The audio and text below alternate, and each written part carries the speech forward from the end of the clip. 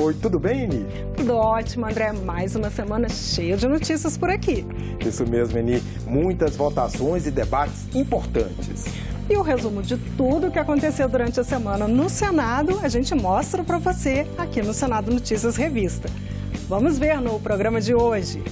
Relatório sobre as emendas da PEC principal da reforma da Previdência é apresentado na Comissão de Constituição e Justiça e votação está marcada para a próxima terça-feira.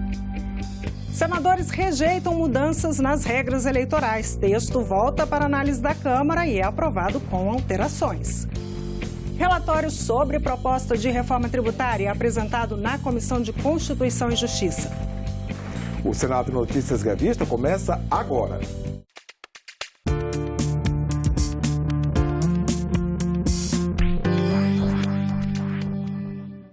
Mais uma semana de tramitação da proposta de emenda à Constituição que altera as regras previdenciárias. O senador Tasso Gereissati, relator da reforma da Previdência, acolheu apenas uma das 77 emendas de plenário feitas ao texto. O parecer do senador Tasso foi apresentado na última quinta-feira em reunião da Comissão de Constituição e Justiça. Mais informações na reportagem do jornalista Antônio Machado. A única modificação aceita se refere à cobrança previdenciária sobre a gratificação de desempenho dos servidores públicos. Essa parte foi retirada do texto, permanecendo a regra atual.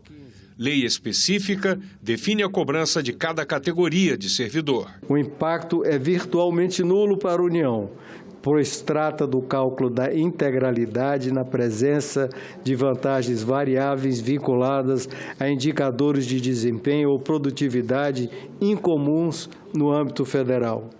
Entretanto, a medida é relevante para servidores estaduais ou municipais nesta condição, que estavam tendo tratamento não isonômico em relação às carreiras remuneradas por subsídio. Como se trata de uma supressão e não uma modificação, e todas as outras emendas foram rejeitadas, a PEC, se aprovada, não precisará retornar à Câmara. O relator voltou a defender a reforma da Previdência. Sem a reforma da Previdência, as despesas com benefícios de natureza previdenciária, que hoje são da ordem de 60% do orçamento primário, chegariam a quase 80% em 2026.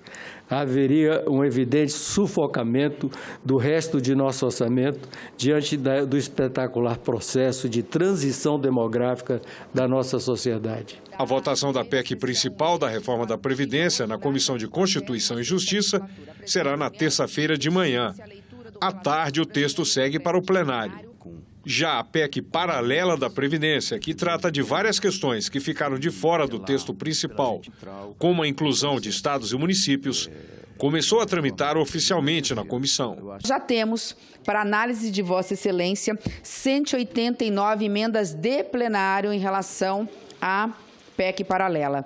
E como Vossa Excelência mesmo anunciou, irá analisar com a devida atenção, no tempo devido, estaremos estabelecendo junto com os líderes um calendário especial para a continuidade da tramitação da PEC paralela. Como você viu na reportagem, o novo relatório da PEC principal da reforma da Previdência deve ser votado na próxima terça-feira, a partir das 10 horas da manhã. Outra reunião importante que será promovida pela Comissão de Constituição e Justiça na semana que vem é a que vai sabatinar Augusto Aras, indicado pelo presidente Jair Bolsonaro para o cargo de Procurador-Geral da República. A reunião está marcada para quarta-feira, às 9 horas da manhã. André, a gente sabe que o assunto do momento é mesmo a reforma da Previdência. Mas os senadores também discutiram outros temas importantes ao longo da semana, não foi? É verdade, Eni. Os parlamentares rejeitaram na terça-feira quase todo o projeto que criava novas regras eleitorais. Foi mantido apenas o trecho referente a financiamento de campanha. Os pontos polêmicos do projeto que altera as regras eleitorais foram todos retirados após acordo de líderes. As mudanças foram então aprovadas em reunião extraordinária da Comissão de Constituição e Justiça e depois no plenário do Senado. O único ponto mantido é o que trata do financiamento de campanhas. Pelo texto, o Fundo Especial de Financiamento de Campanha vai ser definido na lei orçamentária. Mas os senadores garantiram que o valor não vai ser aumentado e que as eleições de 2020 vão ter o mesmo valor das eleições de 2018, ou seja, 1,7 bilhão. Nós não estamos mudando absolutamente nada da lei partidária nem da lei eleitoral. Em relação ao fundo eleitoral, ainda avançamos no compromisso partidário de que para as eleições do ano que vem não vai haver aumento pela LDO. É um projeto que ou se procura uma solução ou se não, ou para-se tudo, que é o que aconteceu.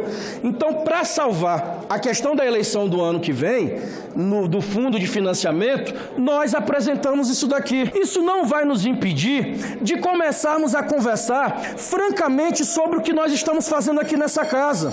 Mesmo com o acordo, diversos senadores posicionaram-se contra o projeto, por entenderem que a Câmara dos Deputados poderá restaurar o texto original, não respeitando a decisão do Senado. Temo que no momento que esse projeto volte à Câmara, a Câmara resolva deliberar pela sua reinstalação total, seu efeito, digamos, quase repristinatório, porque quando voltar à Câmara, como estamos aqui num substitutivo, ou é o nosso ou é o deles. Agora, o que o senador Anastasia falou é o que eu penso.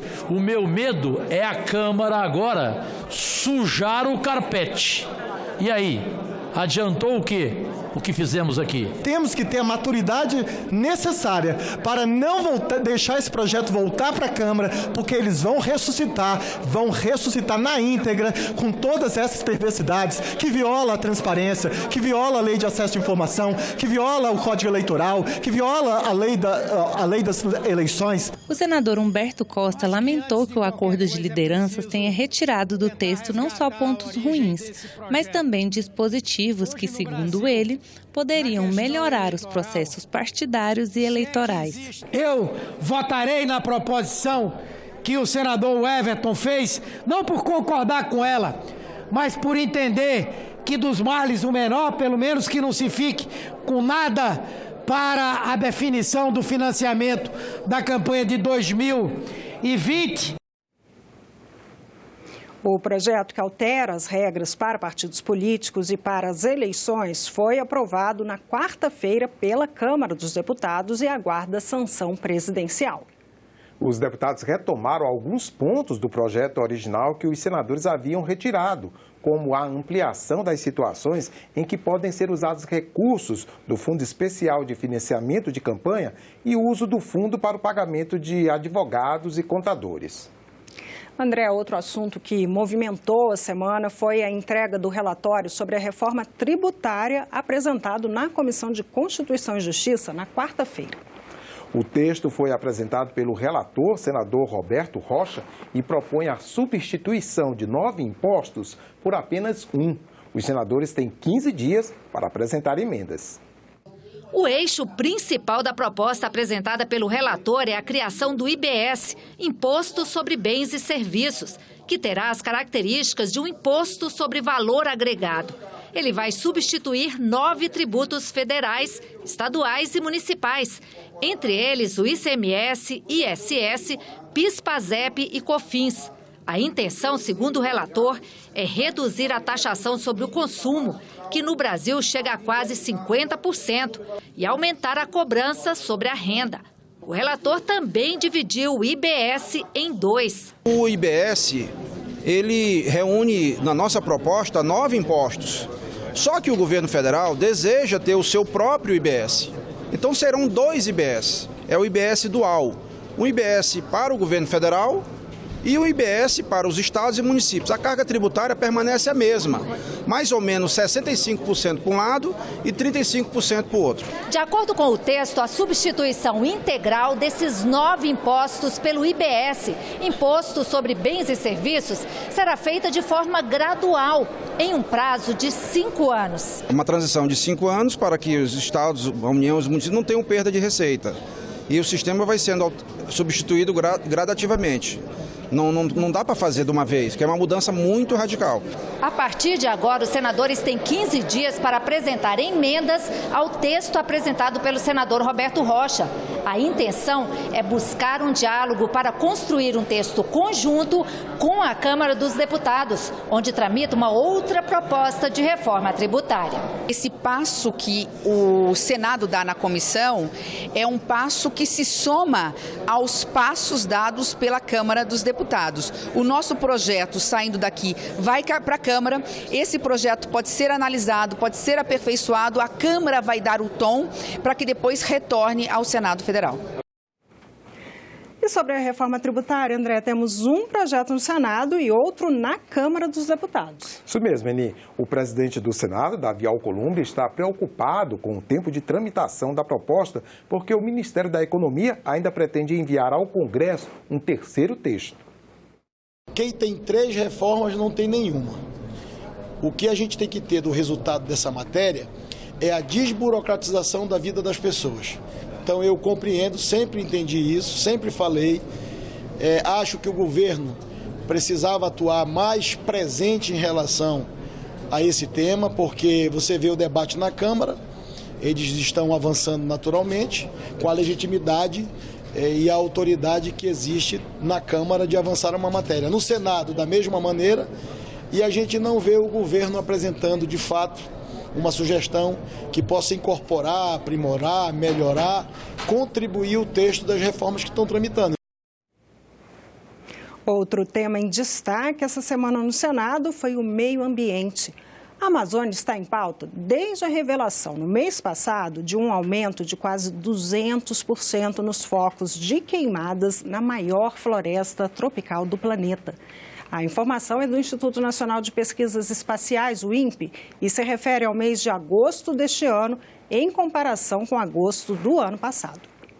O ministro da Ciência e Tecnologia, Marcos Pontes, veio explicar aos senadores por que o presidente Jair Bolsonaro demitiu o físico Ricardo Galvão, diretor do INPE, após a divulgação dessas informações sobre o aumento nas queimadas e desmatamento na região amazônica. E o futuro do Fundo Amazônia, ameaçado após receber críticas do governo federal, esteve em debate na Comissão de Mudanças Climáticas. Criado por decreto em agosto de 2008, o Fundo Amazônia destina recursos para ações de prevenção e combate ao desmatamento na maior floresta tropical do planeta. Os principais doadores são o governo da Noruega e o Banco de Desenvolvimento da Alemanha, além da Petrobras. 1 bilhão e 300 milhões de reais já foram destinados pelo fundo a projetos desenvolvidos por ONGs e órgãos do governo. Mas o governo federal apontou indícios de irregularidades na gestão dos recursos do fundo.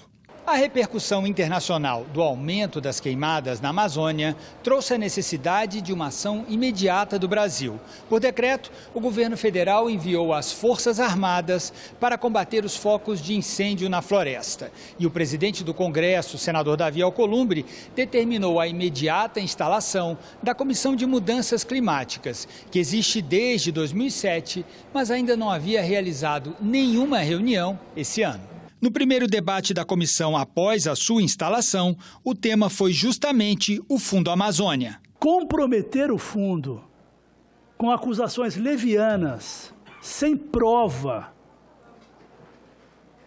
é um crime de lesa pátria. Porque nós estamos retirando de uma região que precisa de recursos, uma região que necessita de investimentos, um valor a fundo perdido. Eu vou repetir essa palavra sempre, a fundo perdido. Eu, particularmente, não daria essa destinação a esse dinheiro, certo? Queria, através dos estados, buscar resultados.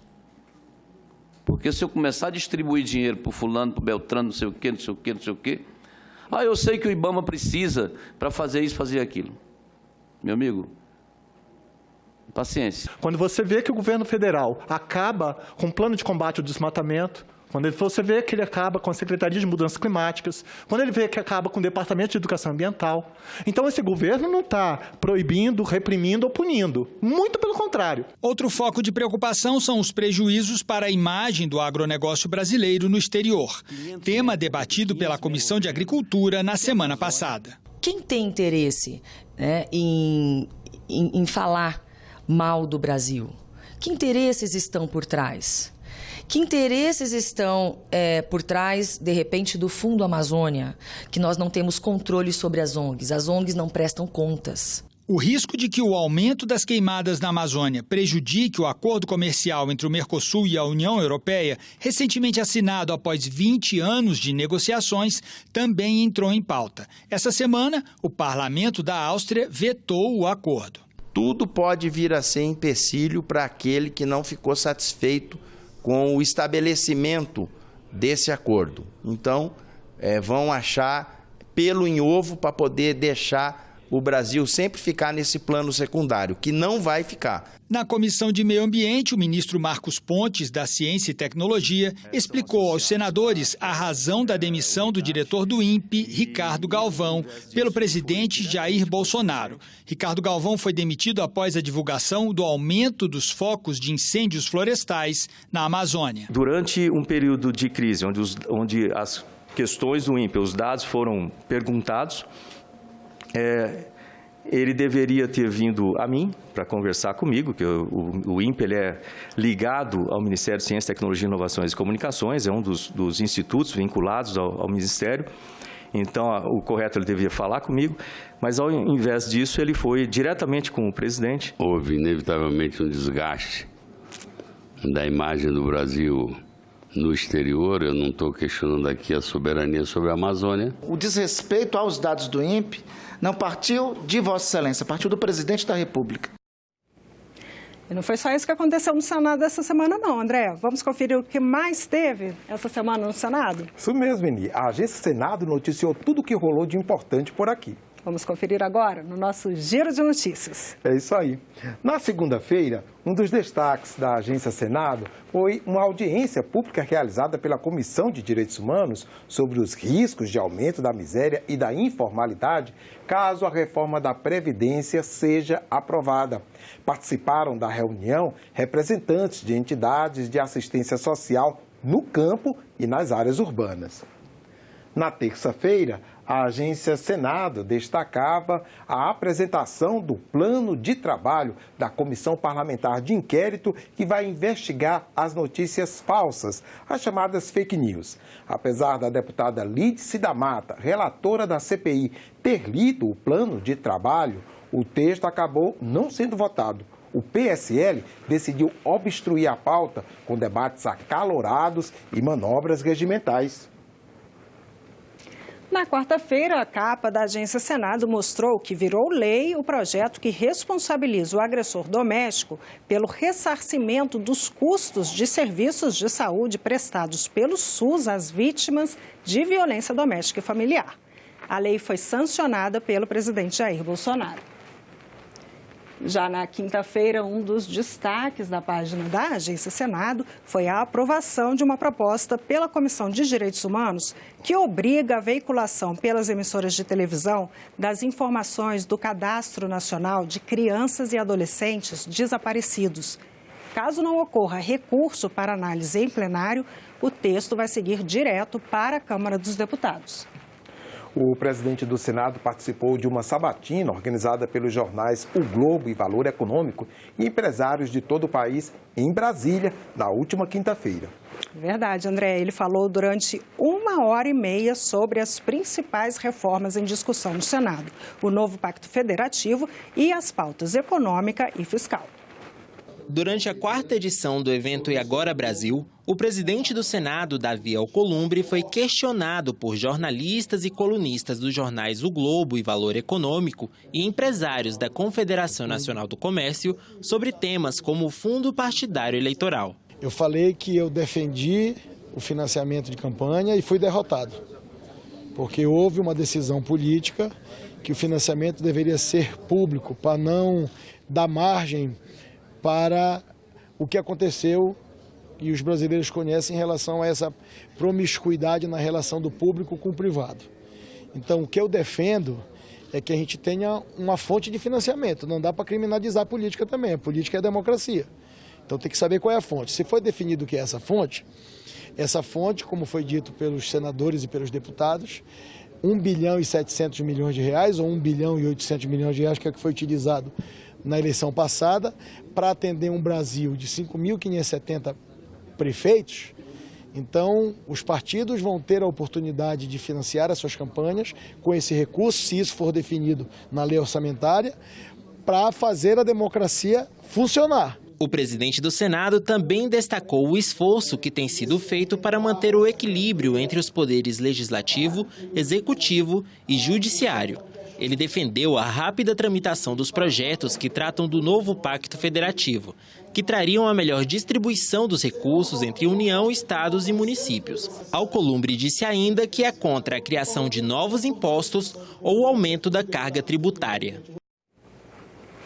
E ao sair do evento, o presidente do Senado, Davi Alcolumbre, disse que a casa vai fazer questionamentos ao Supremo Tribunal Federal sobre a ação de busca e apreensão realizada pela Polícia Federal no gabinete do senador Fernando Bezerra na última quinta-feira. O que eu estou questionando como presidente de um poder é na relação institucional uma operação que em 2012 o senador Fernando não era nem senador e não era líder do governo. Uma operação que a Procuradoria-Geral da República disse para não fazer e foi feita, o Senado como instituição vai defender a integridade do Senado da República como chefe de um poder, a mesa vai fazer isso e nós estamos buscando um instrumento jurídico para fazer. A melhoria na qualidade de vida das pessoas que chegaram na terceira idade tem regras que são infalíveis. Atividade física, lazer, inclusão digital, cuidados com a saúde. E o mais importante, carinho e atenção dos familiares. Esses são os responsáveis pela longevidade. O programa Inclusão deste mês fala da nova onda da terceira idade. A jornalista Solange Calmon conversou com idosos que praticam atividades físicas, fazem musicoterapia e que ainda trabalham.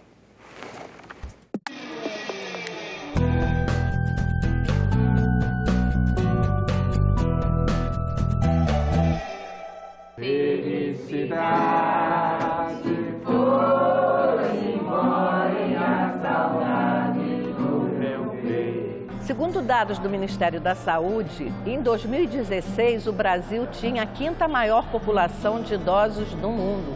E em 2030 esse número ultrapassará a quantidade de crianças e jovens de 0 a 14 anos. Seremos um país dos idosos. Como ele não trabalha, ver um pouco de televisão, ler um pouquinho. A gente vai vivendo, nem sente. Nesse programa as pessoas vão ver como o idoso é atualmente. Ele trabalha, ele estuda, ele faz academia, então é uma pessoa ativa. A gente nunca pensa na idade que a gente tem, a gente não sente na idade que a gente tem. Eu me sinto com 30, 40 anos, mas eu sei que não é compatível, né? Vivi em cima de um sofá ou de uma cama e essa clínica me trouxe a vida de novo. O programa vai mostrar que os idosos estão preparados para chegar à terceira idade. Mas vamos à luta, trabalhar.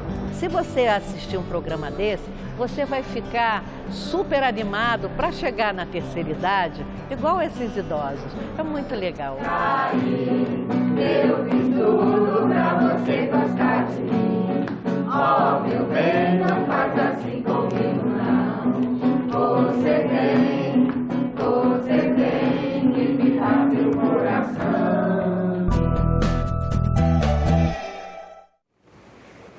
Na sala da presidência do Senado, a modernidade que caracterizou a construção de Brasília contrasta com o mobiliário da época do Império. São peças que pertenceram aos palácios Conde dos Arcos e Monroe, antigas sedes do Senado, no Rio de Janeiro. Fazem parte desse acervo 2 cômodas que decoram a sala de audiências onde o presidente do Senado recebe visitantes. Vamos conhecê-las agora no quadro Coleção Senado.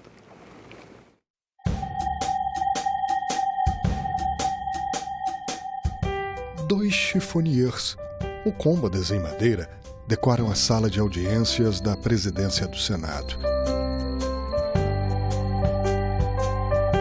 Não se sabe ao certo a data de fabricação do mobiliário, mas as peças agregam ao ambiente elementos do estilo Luís XVI, unem o rococó e o neoclássico em uma estética própria. Apresentam linhas retas e sóbrias, porém delicadas, e poucos detalhes sobrepostos. Uma delas possui 7 gavetas com puxadores em metal. Na outra, são 12 gavetas e um compartimento com portas.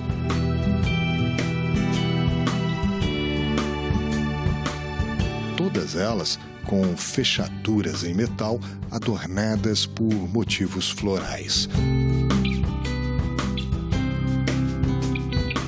As laterais são sustentadas por colunas que remetem ao estilo neoclássico.